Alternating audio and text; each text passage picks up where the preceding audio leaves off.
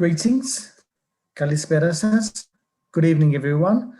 Welcome to the Greek community of Melbourne's public seminar series. Welcome to a Thursday evening presentation that's loaded with immense symbolism, emotion, celebration, and reflection. It's not just any Thursday evening, it's an evening commemorating the 200th anniversary of the Greek War of Independence. Why is this event in the context of international history? Why is this event important in the context of international history? There have been other wars of independence. There have been other national liberation struggles. By no means do I want to belittle the efforts of other international events or actors in the quest for liberation in comparing them with the events of 1821. My point is that every struggle is unique, but what's unique about the Greek Revolution? What makes the Greek Revolution stand out in the context of its era at the beginning of the 19th century?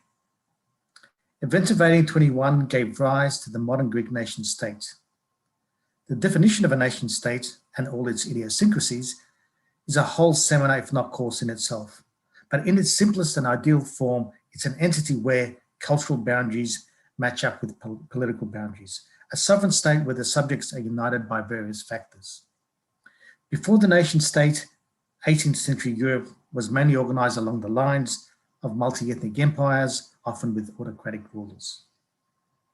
If we exclude the United States, which had its War of Independence in 1776 and some liberation movements in South America, the Greek Revolution of the 1820s was the first liberal national movement to succeed in the old world of Europe and produce what's now the sovereign nation of modern Greece.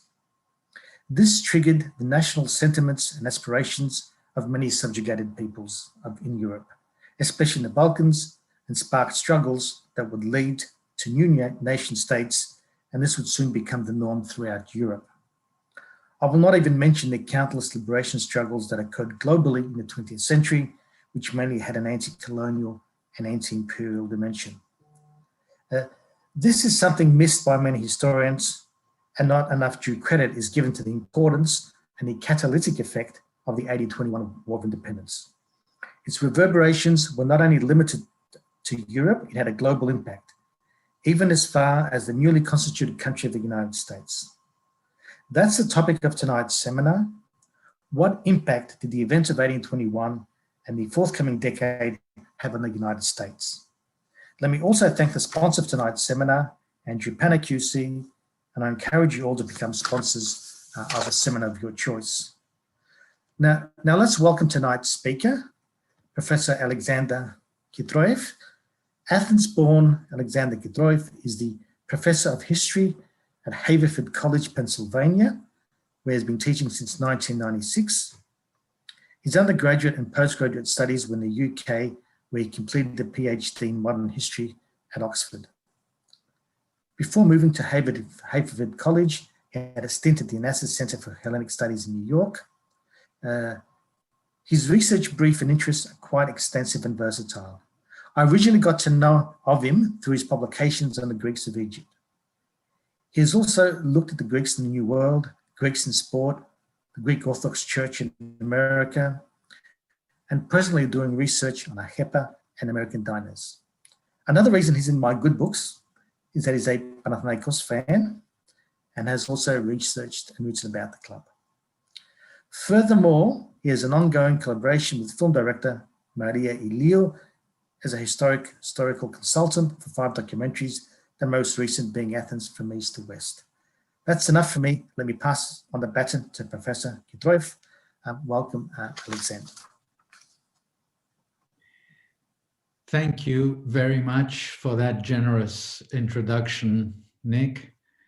Thank you to the community of Melbourne for the invitation. It's a huge honor to be speaking on the 25th of March about the Greek Revolution.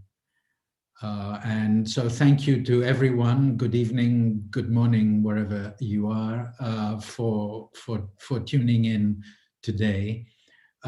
As you know, I'm mostly a historian of the Greek diaspora, and I learned about American Philhellenism through studying the ways the Greek American community celebrated 1821 and the American connection. And more recently, I've been involved in a short documentary on Philhellenism in Philadelphia. And in order to help that documentary, I started doing even more research on the Greek Revolution and its impact in the United States.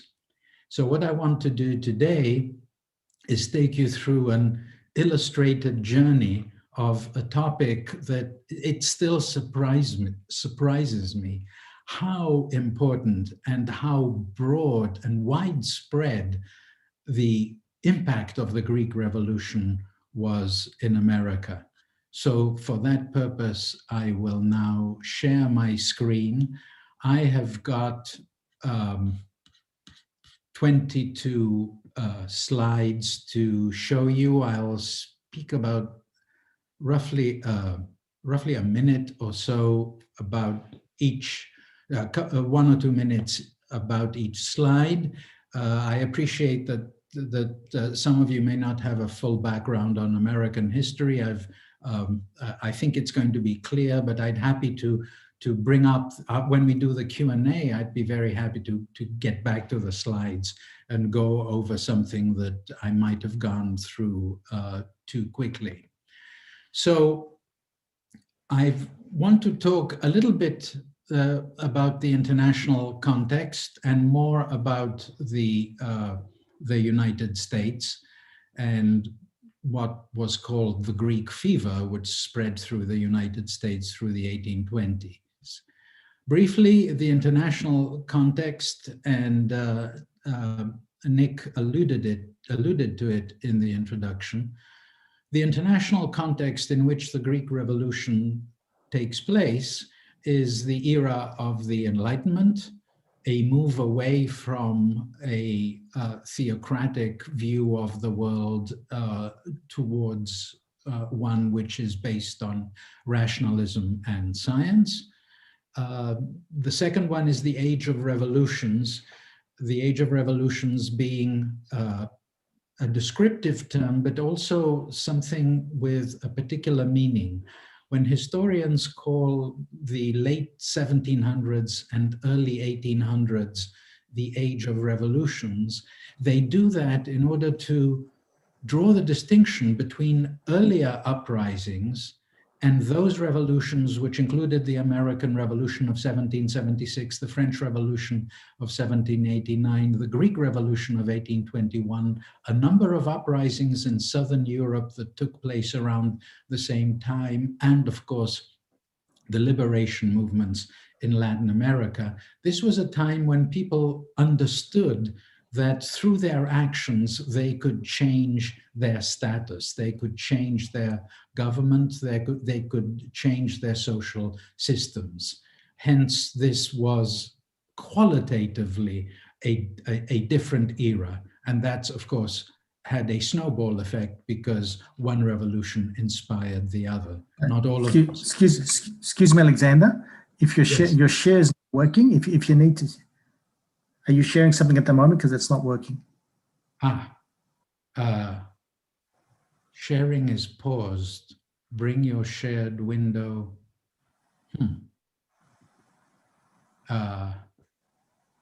Okay. Let me.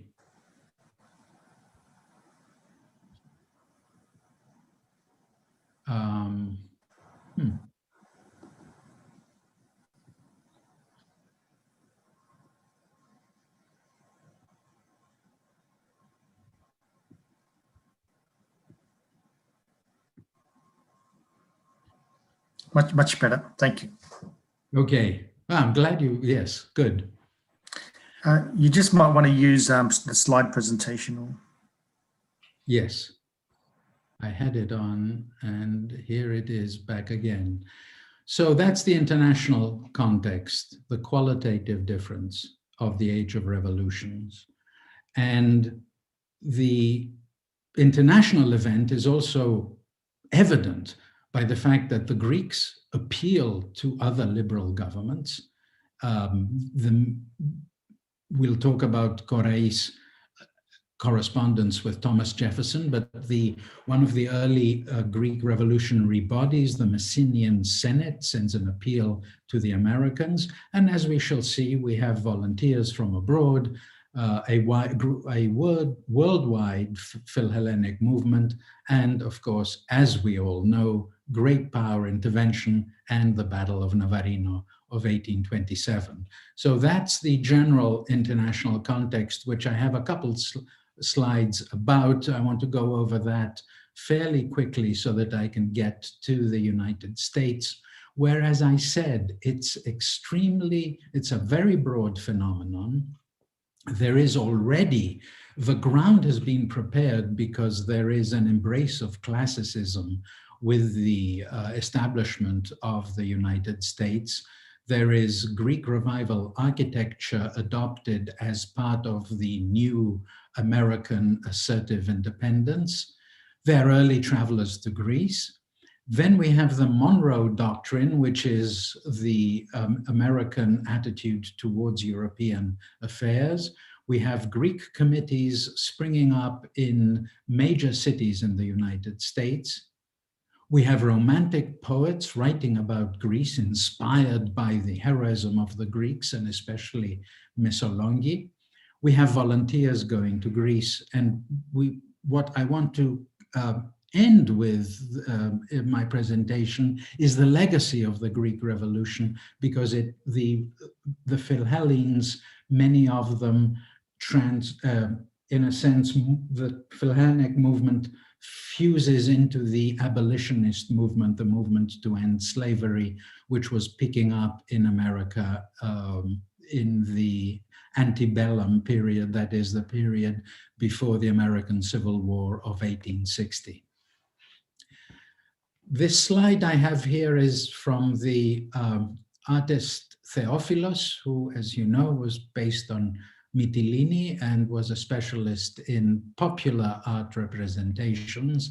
And I chose this slide because it really sums up the impact of the Enlightenment, the age of revolutions, and the role of the diaspora as well, which was important.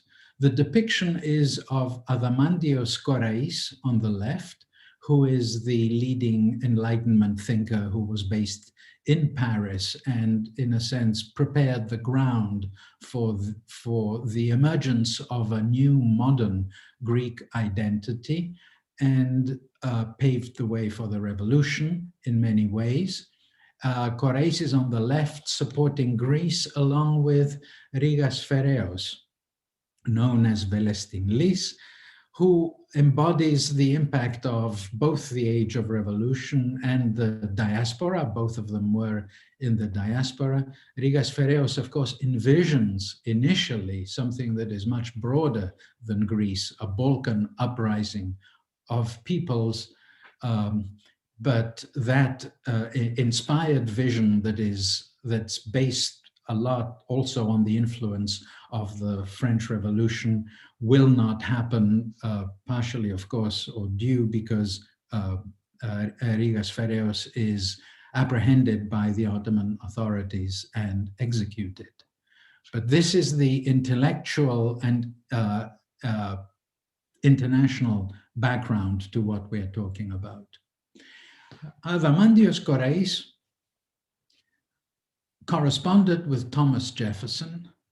Thomas Jefferson, obviously, on the left here on the slide on the top right, and Korais on the right. They met in Paris. Korais was based in Paris. Thomas Jefferson was the American representative in Paris, and they maintained their correspondence. This letter you see on the left is 31st October 1823, so the revolution has already started in Greece, and Korais is soliciting Jefferson's advice about how the Greeks should proceed. The last of the 3 paragraphs that appears begins with Jefferson telling Korais, "No people sympathize more feelingly than ours with the sufferings of your countrymen. None offer more sincere and ardent prayers to heaven for their success. and nothing indeed but the fundamental principle of our government, never to entangle us with the broils of Europe, could restrain our generous youth from taking some part in this holy cause. And obviously, Jefferson is referencing the Monroe Doctrine, which is going to prevent official American involvement, but everything else shows that Americans are going to stand on the side of Greece. An important element of Philhellenism worldwide and also in America was, of course, the impact that the Ottoman massacres took place both in the early part of the revolution and the middle part of the revolution. The painting on the left by Eugène Delacroix, the French painter, is the well-known painting about the massacre of Chios, and the one on the right is the aftermath of the ruins of Missolonghi, as you know, many of you know, it's April 22nd, 1826, the heroic exodus of Missolonghi and the destruction of the city that was under siege. It bears mentioning, of course, that the Greek Revolution was a bloody affair on both sides, and there were massacres. There were the Ottoman civilians and soldiers also faced massacres on the part of the Greeks, especially in Tripoli and Navarino in the early part of the revolution. But the impact of the greater extent massacres the Greeks suffered was the one, of course, that the European Philhellenes picked up. And especially the destruction of Missolonghi is going to have a big impact in the United States. As I said, the ground was already prepared. The classicism, the embrace of the classics was especially public and symbolized by the adoption of Greek revival architecture. The building on the left is the Second Bank of the United States in Philadelphia, and that facade is a direct copy of the facade of the Parthenon, and it was built in the 1820s. And the building on the right is actually a later date neoclassical building, and the photograph is taken from, it's the Free Library of Philadelphia, and a entrepreneurial person is selling Greek flags the day the Greeks of Philadelphia are going to organize their annual March 25th parade. I thought it was a lovely combination of Greek revival architecture, the Greek flag on a commemoration of the revolution.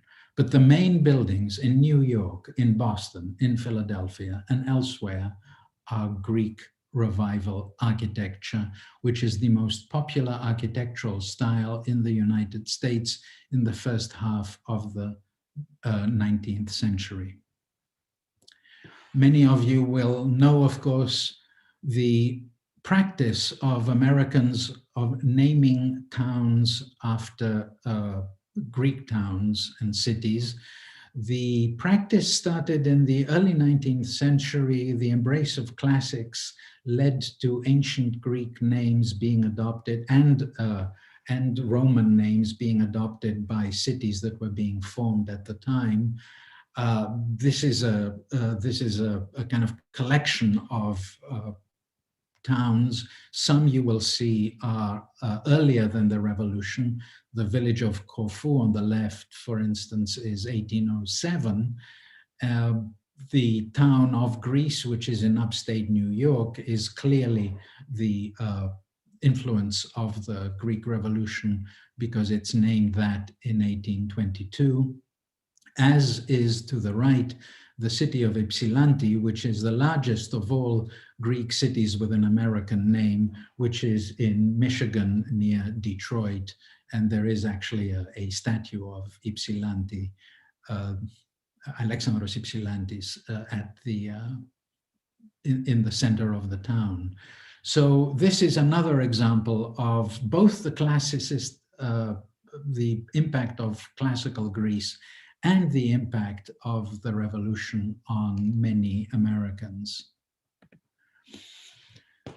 We have 2 or 3 very early travelers. There is one American who visits in the 1700s, and then we have 2 very important Philhellenes who visit Greece respectively in 1804 and 1806. Edward Everett will go on to become the first classics professor at Harvard. He will then become a president of the university and is known as the most accomplished and influential orator in antebellum America. Ironically, most Americans know Everett because he was at Gettysburg when Lincoln made his famous 2-minute address, which has become an iconic text in American history. Everett had preceded him and had spoken very, very nicely for almost 2 hours, but he was overshadowed by Abraham Lincoln.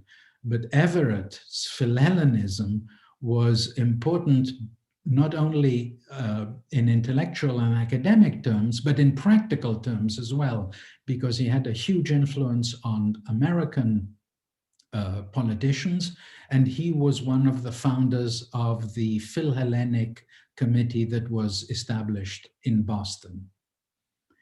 Nicholas Biddle was one of the founders of the Greek committee in Philadelphia. He visited Greece in 1806 and published journals and letters. This book is obviously a much later edition. Biddle was the person who commissioned the architecture of the Second Bank of the United States that we saw prior to this, the facade, the copy of the facade of the Parthenon. Biddle was involved in the Greek committee in Philadelphia in the 1820s. Then the Bank of America got involved in the federalist or state-oriented struggles in America at the time, and therefore he was absorbed by the banking, but he did play an important Philhellenic role during the revolution. Everett continued as a Philhellene throughout his career. Women were also involved. It was quite controversial at the time because they were not allowed to study, and there was this issue of men only studying classical texts in the colleges. But women in America also embraced classicism. This book by Thomas Hope, the publication says 1875, but it's a reprint of I believe it's 1812 or 1808 book, which in a sense collected what was known at the time as the Grecian style.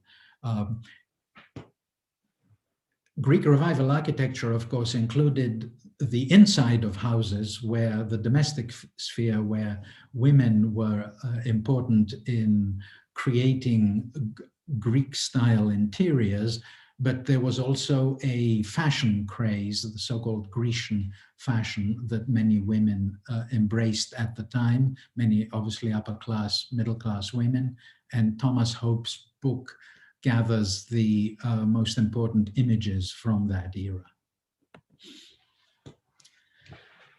That was the ground being prepared. Now we come to the era, the impact, the actual impact of the Greek Revolution on America. And the first thing we have to discuss is the Monroe Doctrine, which was a decision by the Americans not to get involved officially. James Monroe at the time was himself personally an admirer of Greece and wished success to the Greeks. Like all of his generation, the initial reaction to the Greek Revolution was a sense that these were the descendants of classical Greece that we admire very much, and we wish them well. We want to help them as much as we can, but in terms of the government, there were two motives that, in a sense, overshadowed the Philhellenism. The first was commercial interests. The United States was expanding commercially. The Ottoman Empire was an important trading partner. So there were many within the leadership of the United States, especially Monroe's Secretary of State, John Quincy Adams, who, again, personally sympathetic to the Greek cause, but nonetheless, they felt that commercial interests overshadowed commercial interests, and the need to trade with the vast and huge Ottoman Empire at the time meant that the Greeks, that the Americans could not give the Greeks direct support. The other, and on the left is a well-known painting of James Monroe debating his doctrine, which was the non-involvement of the United States in Europe's political affairs. And the cartoon on the right which was of a later date, it depicts the second motive, which was the Americans not wanting the Europeans to get involved in American affairs. That's why they didn't want to get involved in Greece directly, because they feared that would give the European great powers the excuse to get involved in American affairs. And this, of course, was the time of the Latin American uprisings that Nick mentioned in his introduction. And I've just got a kind of collection here, which I collect the ones, these are the official of emblems of each country. This is the Guatemalan one. You see, it was the belt of Central European, Central American countries got liberated in 1821, 15 September of 1821. Guatemala, bottom left, Honduras, El Salvador, Nicaragua, this is Panama, and Panama's a bit later, 10th November. And this is a wonderful painting of General Iturbide entering Mexico City as well. 1821 was a moment of liberation for Mexico. So the Americans, of course, aside from their commercial concerns, they feared that if the great powers intervened in Latin American affairs to roll back these revolutions, they might actually think of intervening further north as well. So that was the second reason. And the Monroe Doctrine officially talks about the political motivations, but there was also a commercial substratum to it. That left the supporters of Greece in Congress a very difficult task. When you have the president and the Secretary of State proclaiming the Monroe Doctrine and saying we can't intervene, it's difficult for Congress at that time, especially, to assert itself. Daniel Webster, lawyer, congressman, statesman, was the most strident and eloquent voice in favor of Greece. Despite the Monroe declaring I almost said declaring the need to trade with the Ottoman Empire.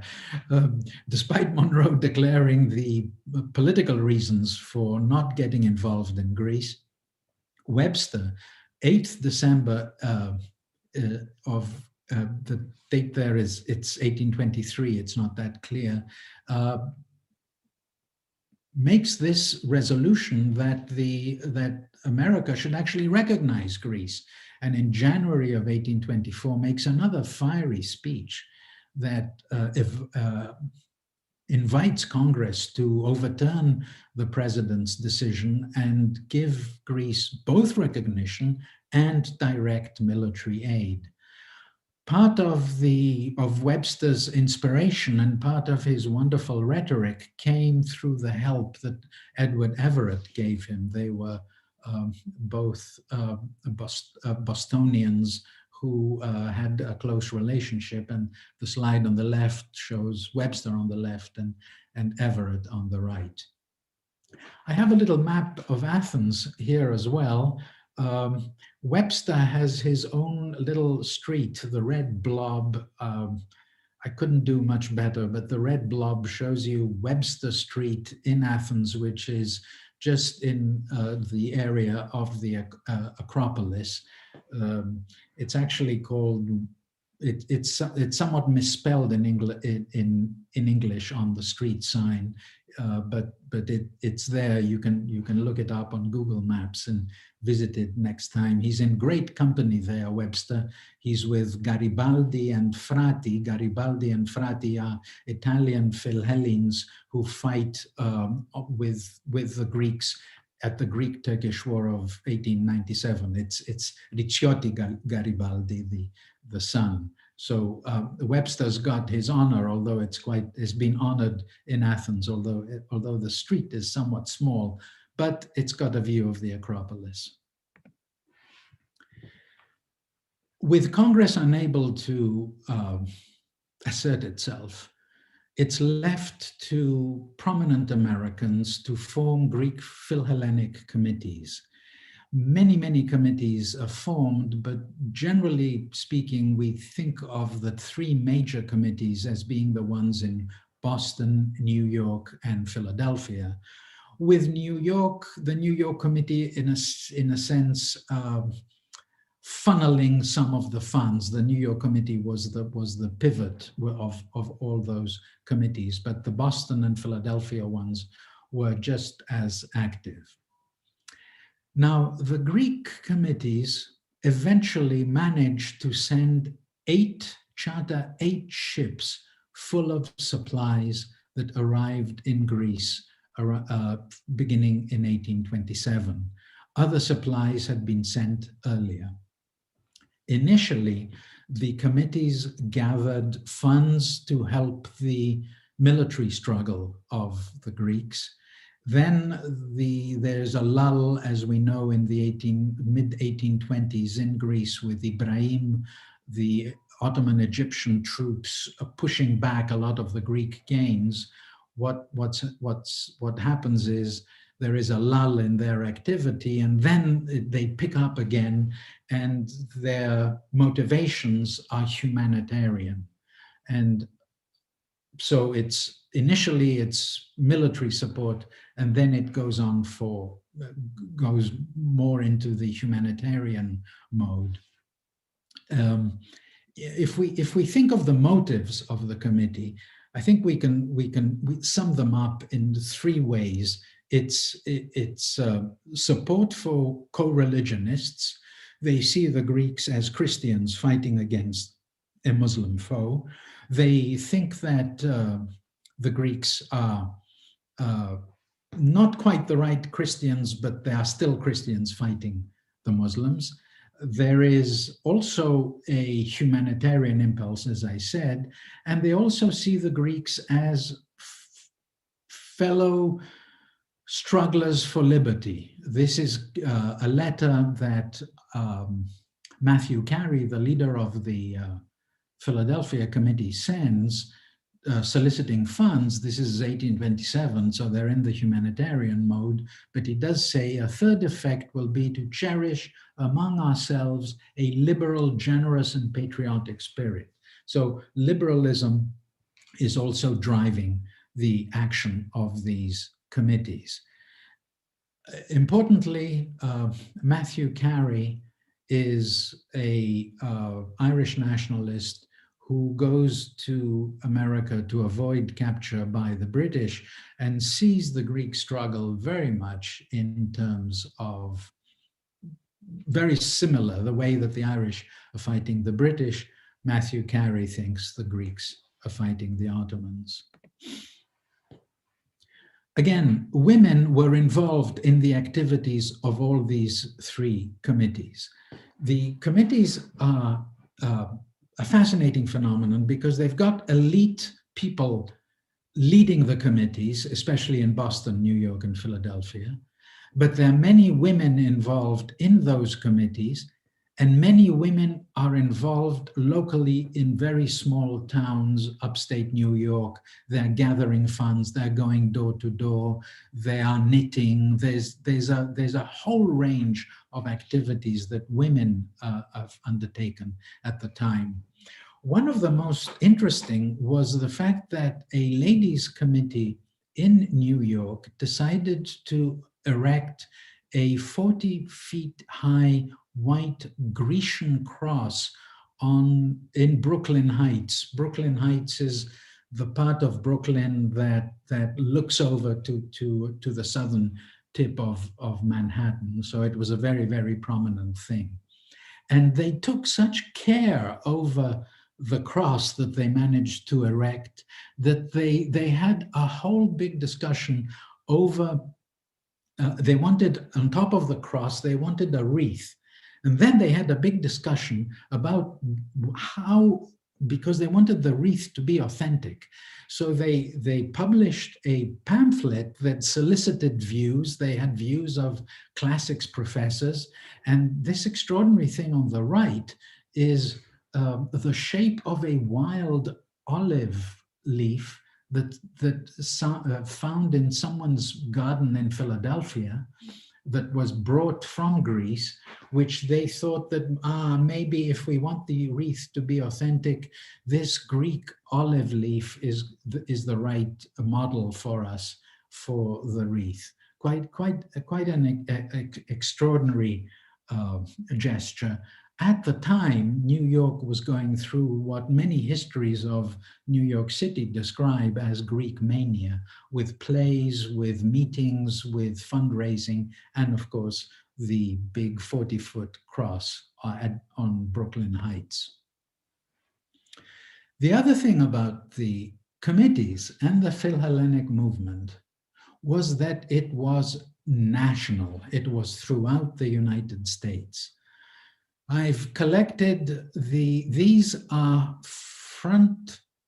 American newspapers that report on the Greek Revolution on their front page. If we had all the newspapers that reported everywhere, we'd never end today.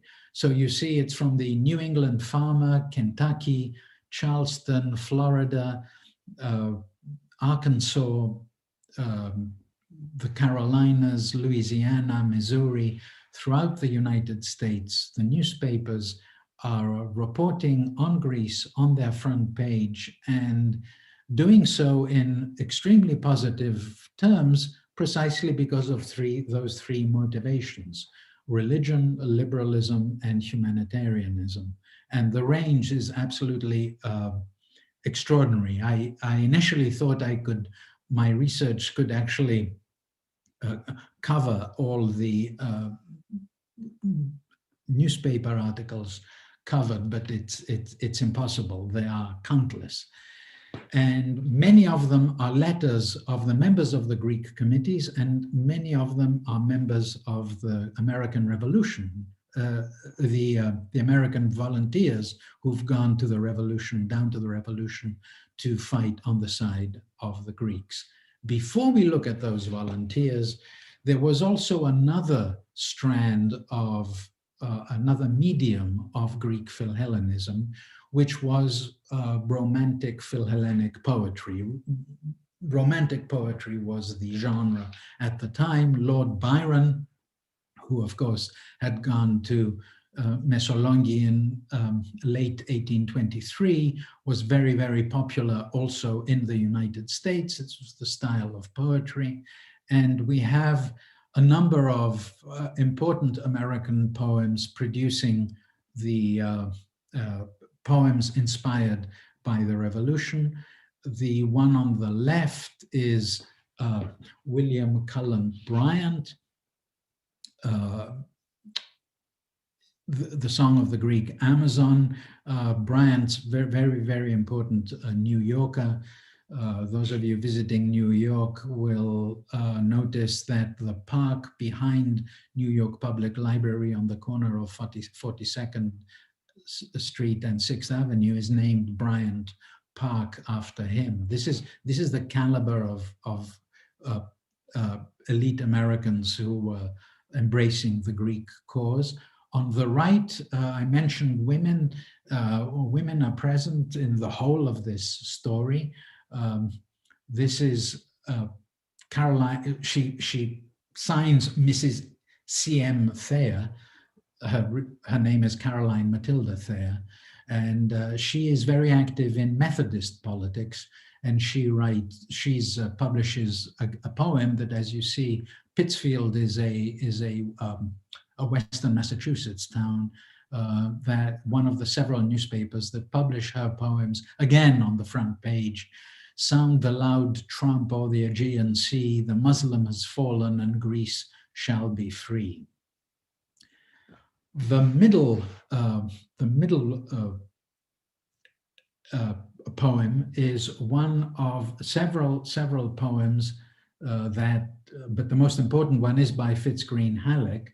Fitz Green Halleck has got his own statue in Central Park, so in New York. So again, we're talking about prominent Americans.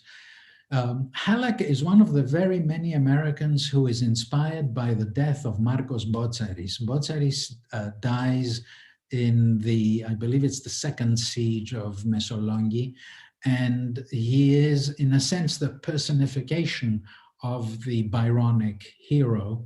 And so Marco Botzaris'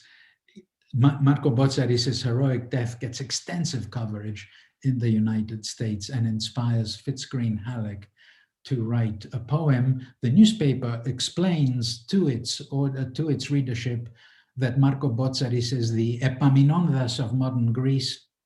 He fell in a night attack upon the Turkish camp at Laspi, the site of ancient Plataea, August 1823.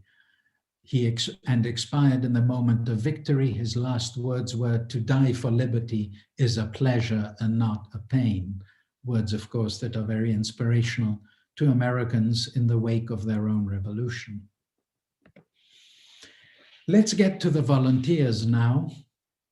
And I just want to discuss two volunteers. There were several very important volunteers, but for reasons of just giving a couple of examples, the best known volunteer is Samuel Gridley Howe, a Bostonian physician, Philhellene, who then becomes an abolitionist.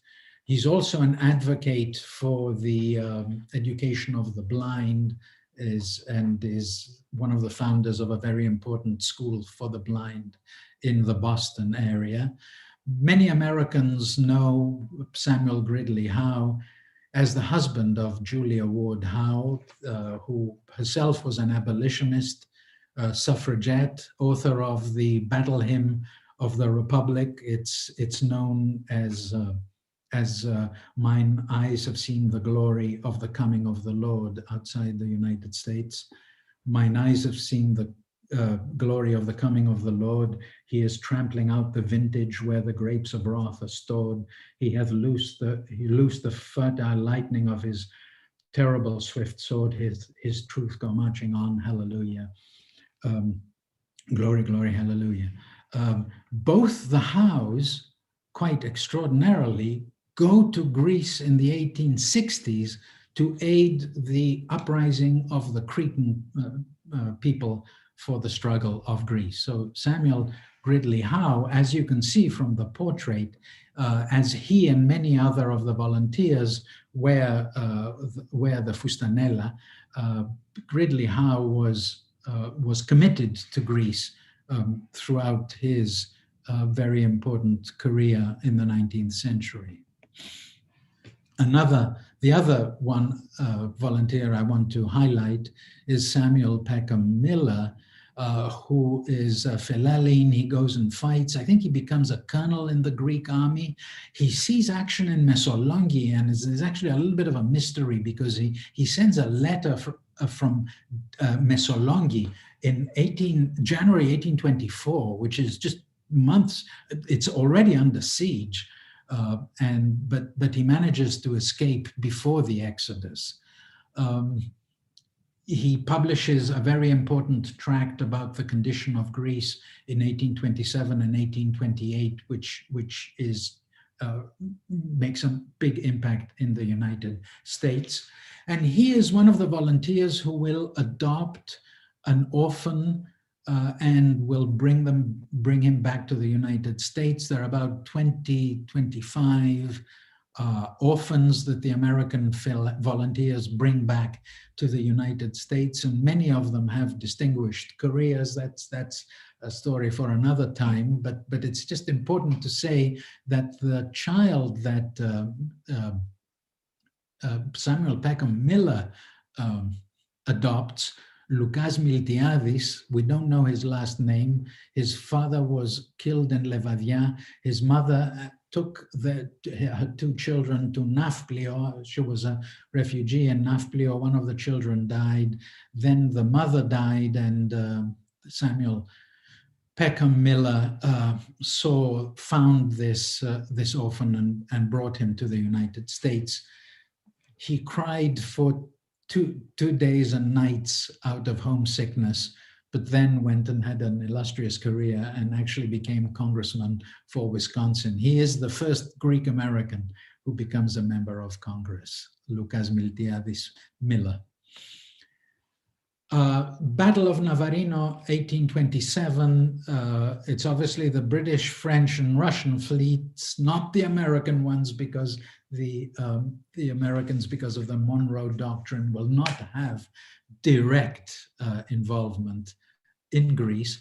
This brings a conclusion to the Greek Revolution. I love this painting by Panagiotis Zographos because it really gives us the topography of Pylos and the fact that the great power fleets have blockaded the Ottoman fleet that is in the bay.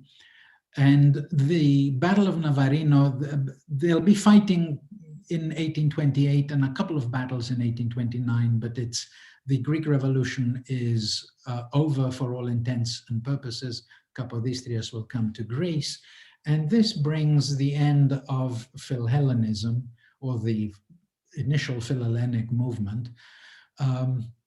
It's important that Samuel Gridley Howe, who himself publishes his account of the Greek Revolution, is still in Greece in 1830 and will send a letter to the Ladies' Greek Committee of the United States, telling them Greece is no longer in a state to demand charity as one nation from another. She owes a heavy debt of gratitude to the Christian world for its generous succors in her hour of peril and agony, but to none more than the females of America. Nor do I believe there is on the page of history a nobler or more disinterested act of charity than theirs to Greece. It is an honor to our country, to your sex, and to human nature, and everyone who was employed in it deserves her share of that honor, from the affluenticity lady to the poorest serving girl, whose means were smaller, but whose motives were just as pure. There is a legacy, finally, as I conclude, to the Philhellenic movement, which morphs into the abolitionist movement, the movement against slavery, which was picking up as America hurtled towards its civil war. The women who were in the Philhellenic movement was the initial, it was almost like a training ground for the women, many women who got involved in the abolitionist movement. What's emblematic of this transition and the influence of the Greek Revolution on the abolitionist movement was the appearance of this extraordinary statue, the Greek slave. First, I'll read my little text the first publicly exhibited life-size American sculpture depicting a fully nude female figure met with unprecedented popular and critical success. The Greek Slave, one of America's most celebrated works of art, went on tour around the United States. Aware that the slave's nudity might provoke disapproval, Powers was careful to supplement the exhibition with texts stressing the subject's high moral and intellectual beauty. It increases its notoriety, of course, but it becomes very, very important because many people point out, and the abolitionist Frederick Douglass does so in one of his publications, points out the similarities between slavery in Greece and slavery in the United States. The slide on the right is the exhibition of the statue in the Metropolitan Museum in New York. You can see the number of women who are depicted and are seen there visiting the statue. And finally, let me close with Samuel Gridley Howe, who wrote in the book I mentioned, "This little spot of earth has attracted more attention than any other country for the last 30 centuries. The inhabitants of that beautiful land have been regarded by the rest of mankind with alternate feelings of surprise, of fear, or admiration, of pity and of contempt, till at last they seemed lost and forgotten by all, when suddenly they burst from the slumber of ages. They rush upon the arena of their former glory and loudly challenge the attention, if not the admiration, of the world."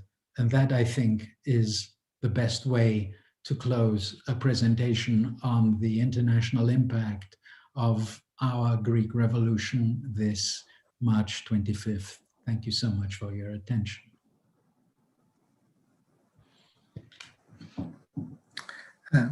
Costa? Costa, can you switch over to Alexander? Thank you for that sort of fascinating presentation. Some very sort of interesting and unusual facts that you were able to reveal. I might start things with both a comment and also a question. When I first read the abstract to your presentation, and when I heard the Monroe Doctrine described as a non-interventionist doctrine, I had a bit of a chuckle because as a former student of Latin American studies, I thought it was only an interventionist doctrine, especially in the affairs of Latin American countries. So I was quite surprised to find that it had an opposite angle as well as a non-interventionist policy, because growing up as a student of Latin American studies, you're taught the total opposite. Yeah, so I found that interesting. Yeah, you can comment on that later. The question I have is about sort of myths, and growing up Greek, you're exposed to many myths, and having the bicentenary this year and through the seminar series is also an opportunity to dispel a lot of these myths and discuss some of these. And I don't know if you've got any background on this, but growing up, I recall, I probably heard it first from my Greek school teacher. There's this story regarding Greeks and Americans where when the United States was found, and Congress had this discussion, and they were voting on what should be the official language of the United States. And apparently the Greek language missed out by one vote. So my question is, where does that story myth come from? Or maybe you disagree, it did happen. Can you give us some background on that? So, yeah. Yes, that particular one is the myth of myths. It really surprises. American historians are stunned when they hear that, precisely because at the time of the establishment of the United States, it wasn't actually ancient Greece. It was more, they were more looking to Rome because of the Republic, the state of Rome. So they were modeling themselves more on Rome in terms of the governance. But this myth has emerged because the American ambassador to the United States, the American ambassador to Greece, representing the United States, in Greece during the dictatorship, Henry Tasker, I think he's trying to be nice to his hosts.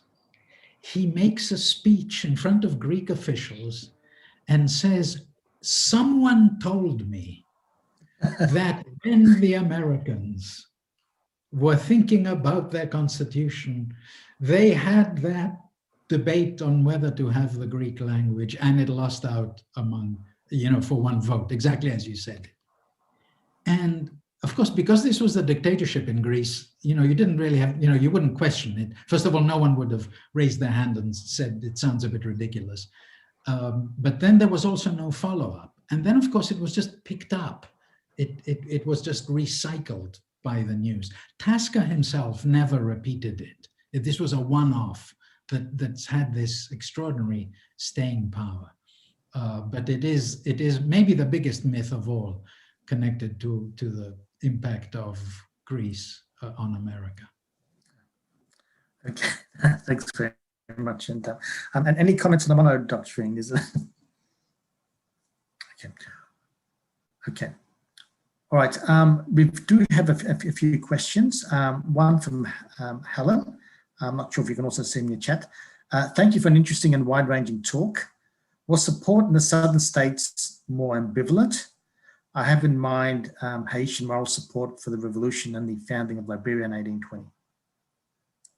Yes, and Haitian support for Greece, Haiti being the first country to officially recognize the Greek rebels early on in the revolution. Southern, if we mean southern states, the Southern American states, when I started this research, I assumed that there would be less support because of the slave owning in the southern states, but this needs more research. It's quite clear that there was a huge philhellenic movement in Kentucky. I did show one of the Florida newspapers. There was also newspapers in Alabama and Georgia as well. I think, and again, this is up for debate, there are some historians who suggest that southern slave owners pointed to slavery in ancient Greece to justify the institution in America. But on the whole, there was huge support among many people in the southern states, Southern American states, for the Greek Revolution. Obviously, we talk about Boston, Philadelphia, and New York because they were that was where the elite was, and that was where the fundraising could take place, and those were the ports that communicated directly with Greece. Well, England and the Mediterranean. As far as the Southern American states were concerned, I think the point is that they were too busy involved in their own uprisings to have any sense of what was going on in Greece. Okay, we've got a question here from Christos Fifis. Thank you, Alexander. Did the American Philhellenes in Greece have much influence on the American government? So that brings us to the Monroe back to the Monroe Doctrine. If the question is if the American Philhellenes had an impact on the American government, yes and no. There is an example of an American frigate being sent to the Greek waters as a sign of support, but no direct influence. The other thing is, of course, we speak about 8 vessels going over to Greece. This wasn't exactly, it wasn't exactly a neutral stance that America was adopting in a sense, because there was so much aid. So I think the short answer is that the American government was happy to turn a blind eye to all the activities of the volunteers, and the committees, but especially the volunteers, and indirectly support them, but not directly. Yeah, another question, Alexander.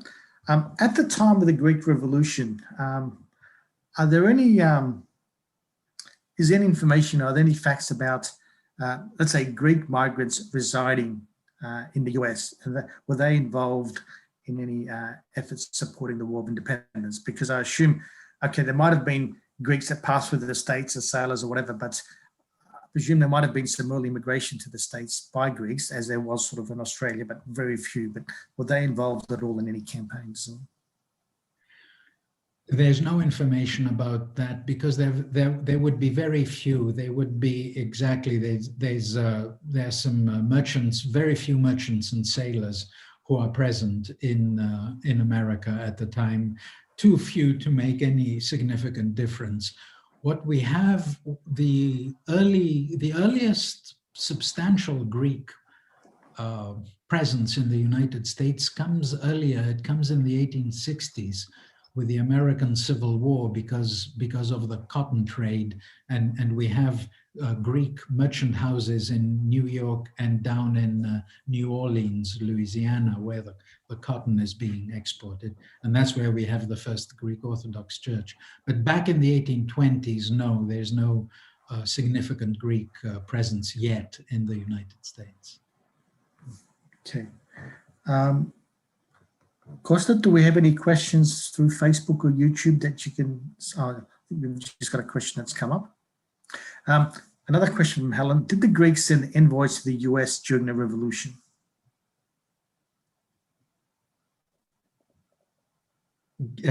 Interesting. That's an interesting topic to discuss, because what they were doing, because one of the things Daniel Webster and the Greek supporters in Congress were saying, well, okay, if we're not going to recognize them, we're not going to help them directly, let's send official envoys. We do have volunteers there already, let's have an official envoy. But right at that time, Monroe was trying to, and the subsequent, and the American government was trying to establish commercial relations with the Ottoman Empire. So they were in the process of sending an Ottoman, an envoy to the Ottoman government in Constantinople. So they felt that, well, we haven't struck the deal with the Ottomans yet. We are sending this person to Constantinople. Better not send an envoy to Greece, because to the Greeks rather, as the revolution is taking place, because the Ottomans might badly misunderstand our intentions and the commercial deal may fall through. So an envoy is not sent. And in fact, there is a slight hiatus, and America will recognize Greece slightly late. 1837 is the year that we have official US-Greek relations. This really speaks to this antithesis, I think, between, which I think we've seen throughout history in some ways. Officially, the American government, in its relations to Greece, is always thinking about, well, it was commerce at that time, geopolitics as well. Those are the concerns of the American government in thinking about Greece and the Eastern Mediterranean. The American public, in many ways, thinks differently, thinks more in terms of it's the liberal ideas and humanitarian concerns. So we have that antithesis is born in the 1820s, and we see it play out for the rest of the next 200 years almost. I don't see any more questions coming through. Might just give people a few more seconds. And okay, right. I think we might bring proceedings to close. Well, Dr. Kitroeff, thank you very much for taking part in this presentation. I know it's a busy night tonight in Australia with so many competing events, so I'm glad you're able to make some time for us. Best of luck with your research, and we definitely would like to have you back in sort of future years to present to our audience as well. And thank you. My pleasure. Thank you very much.